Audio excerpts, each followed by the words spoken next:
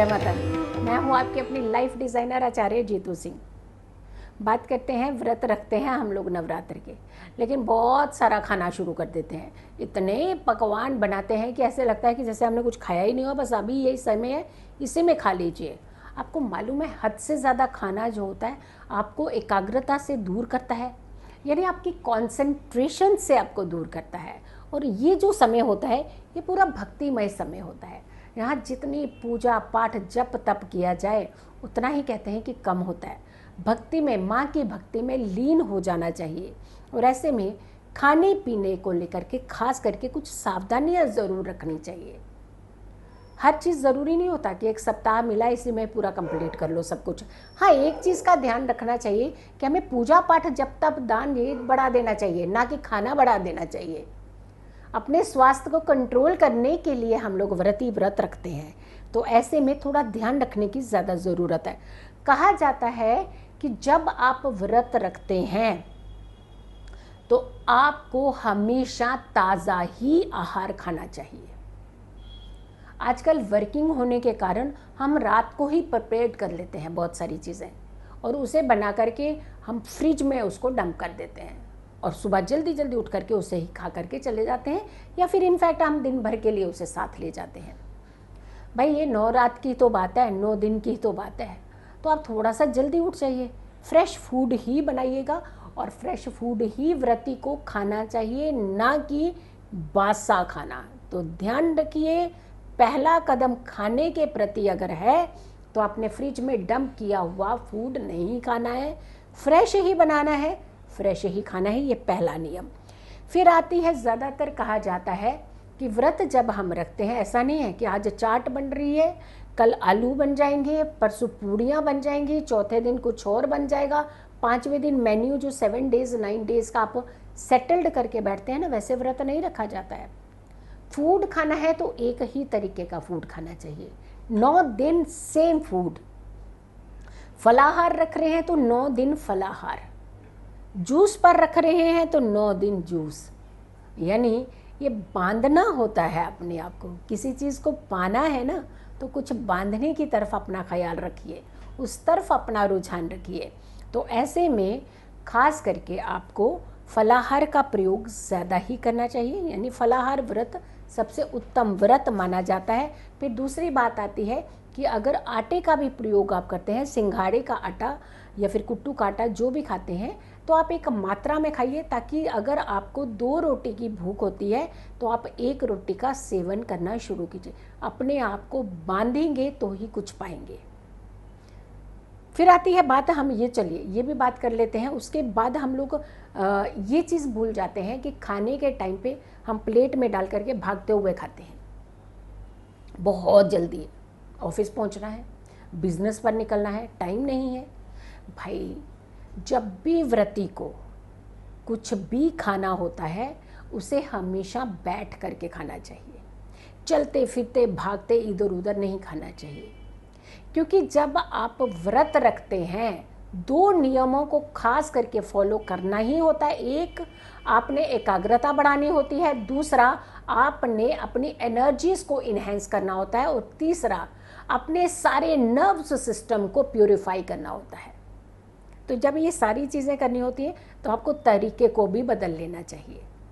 क्योंकि कहा जाता है, जब आप थोड़ा सा कम खा करके भक्ति करते हैं तो आपका मन जल्दी एकाग्र होता है। वैसे तो एक कहावत है, भूखे पेट भजन होए ना गोपाला, कहा जाता है, लेकिन उन्होंने कहा है कि भूखे पेट भजन होए ना गोपाला।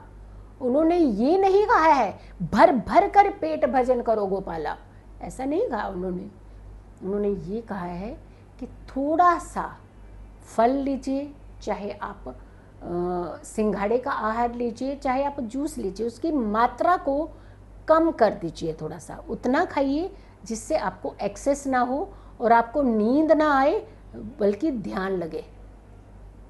आंखें बंद करके ध्यान लगना या फिर आंखें बंद करके सो जाना, दोनों अलग चीज़ें हैं। तो सो जाओगे तो खो जाओगे, फिर खो गया, सब कुछ खो गया। जागते रहोगे तभी तो पाओगे। तो इसीलिए ध्यान लगाइएगा, सोना नहीं है। क्योंकि जब आप एक्सेस फूड खाएंगे तो डेफिनेटली आप सोने की तरफ ही जाने लगेंगे। साबूदाने की खिचड़ी का आप प्रयोग कर सकते हैं ऐसे टाइम पे, क्योंकि बहुत सारे लोगों ने कहा कि हम क्या खा सकते हैं क्या नहीं खा सकते हैं। फिर आता है ड्राई फ्रूट्स और मखाने। मखाने का भोग आप लगा सकते हैं और साथ में और खा भी सकते हैं। ये कुछ ऐसी चीज़ें होती हैं जिससे आप खा सकते हैं। कुछ लोग आलू का व्रत रखते हैं, यानी पूरे 9 दिन तक उन्होंने कुछ बड़ा मिनिमम आहार सिर्फ आलू का ही लेते हैं, तो ऐसे लोग भी व्रत रखते हैं। फिर आती है बात, क्या हम शेक पी लें? हम कोल्ड ड्रिंक पी सकते हैं, कॉफ़ी पी सकते हैं। भाई जब इतना कुछ ही पीना ही है तो व्रत क्यों रख रहे हैं? जल सबसे ज़्यादा उत्तम माना जाता है। हाँ, जूस ले सकते हैं, जैसे कुछ लोगों को आजकल बहुत सारी सिस्टम भी बदल गया, स्वास्थ्य के भी कुछ समस्याएं होती हैं, तो ऐसे व्यक्ति कुछ आहार ले सकते हैं, जैसे जूस का प्रयोग कर सकते हैं। लेकिन कहा जाता है शुद्ध जल का प्रयोग करना ज़्यादा उत्तम माना जाता है। फिर आते हैं कुछ लोग ऐसे हैं कि चलिए और तो कुछ नहीं, ग्रीन टी ही ले लेते हैं। नहीं, आपने कुछ ऐसा नहीं लेना है। आपने व्रत रखना है तो उसे व्रत की तरह ही रखिएगा, या फिर व्रत मत रखिएगा। आप 2 समय पूजा पाठ नियमित अच्छे से कर लीजिएगा, आपको भी उतना ही फ़ायदा देंगी। माँ नहीं कह रही कि व्रत रखेंगे तो ही मैं आपको कुछ देने वाली हूँ, वरना आप पूजा घंटियाँ बजाते रहिए आपको कुछ नहीं मिलने वाला, ऐसा नहीं कहा है माँ ने। माँ ये कहती है कि आप श्रद्धा और सुमन ये दोनों दीजिएगा। बहुत सारे लोग जो हैं वो फूल अर्पित नहीं कर पाते हैं, नहीं मिलते हैं, अवेलेबल नहीं होते हैं। कहा जाता है कि अगर श्रद्धा सुमन ये सोच लीजिए कि माँ ये आपके चरणों में मैंने फूल अर्पित किए हैं, तो पहुँच जाते हैं। श्रद्धा में जितनी ताकत है ना, आपकी उतनी मटेरियलिस्टिक चीज़ों में नहीं है। तो ऐसे में आपने एक चीज़ ये भी ध्यान रखना है, शेक वेक कॉफ़ी कूफ़ी थोड़ा सा बंद कर दीजिए, थोड़े दिन का समय है, एकाग्र होने के लिए कुछ चीज़ें आप कीजिएगा। फिर आती है बात कि सबसे बड़ी बात जो मेन चीज़ होती है, हम जब अन्न खाते हैं और अन्न खाते खाते हम ज़्यादातर इलेक्ट्रॉनिक चीज़ों का इस्तेमाल करते हैं, टीवी फुल्ली आवाज़ में लगा करके, और तो और मोबाइल हाथ में पड़ा है हम खा रहे हैं। तो कभी भी व्रती को ऐसे नहीं खाना चाहिए। जब भी व्रती को अन्न का सेवन करना है, अन्न मीन्स फलाहार वाला अन्न, तो आप जब भी आपको व्रत के लिए अपने भोजन का, अपने खाने का प्रयोग करना है, तब आपने किसी भी इलेक्ट्रॉनिक चीज़ का इस्तेमाल नहीं करना है। तो ये सारे नियमों को आप फॉलो कीजिएगा। हाँ, बीमार व्यक्ति अगर चाहे तो वो अपनी दवाई भी ले सकता है। इनफैक्ट अब दवाई सारे ले सकते हैं, जो भी बीमार हैं, जिनको स्वास्थ्य ठीक नहीं है, किसी को कुछ भी समस्या है, वो दवाई ले सकते हैं। उसमें कोई परहेज़ नहीं होता कि माता रानी नहीं कहती कि आप बिल्कुल सर पकड़ करके बैठे रहो और मेरी भक्ति कर रहे हो। नहीं, दवाई और दुआ ये दोनों साथ में रखिएगा, आप बिल्कुल ठीक भी रहेंगे। और जो रोगी हैं कोशिश करें कि वो व्रत ना भी रखें, 2 समय की नियमित पूजा कर सकते हैं तो आप पूजा ज़रूर कीजिए, आपके व्रत सफल होंगे। खुश रहिए, स्वस्थ रहिए, पॉजिटिव रहिए। पॉजिटिव रहते हैं तो हर समस्या से हम दूर रहते हैं। जल्दी हाजिर होंगे एक और अच्छी वीडियो के साथ, तब तक के लिए नमस्कार।